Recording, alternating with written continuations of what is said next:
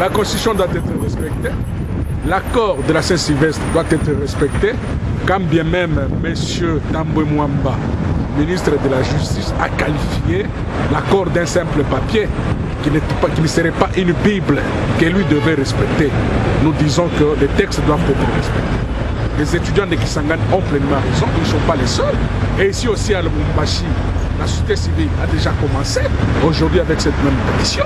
Et tout le monde, et même nous au niveau de l'ensemble, nous avons déjà commencé avec cette pétition. Puisque nous nous rallions au texte, M. Kabila a déjà fait 2 mandats. Et la Constitution nous parle d'un mandat renouvelable une seule fois.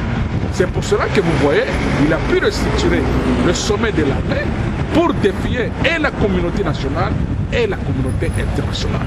Il voudrait s'imposer, c'est-à-dire que diriger par défi. Et nous disons que ça ne passera pas. Nous, en tant qu'ensemble, Grand Katanga, nous nous rallions à l'initiative des étudiants de Kisangani.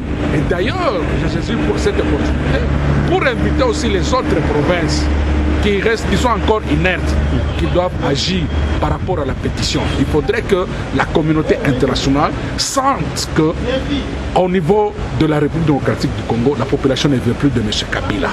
Il nous a dirigés, maintenant il est hors mandat, il est sénateur démissionnaire puisqu'il n'a jamais été au Sénat. Et vous comprenez un peu, il doit partir.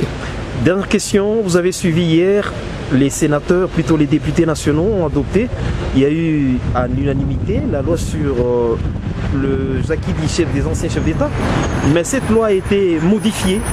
Les sénateurs l'ont adoptée sans pour autant qu'on puisse étendre cette loi.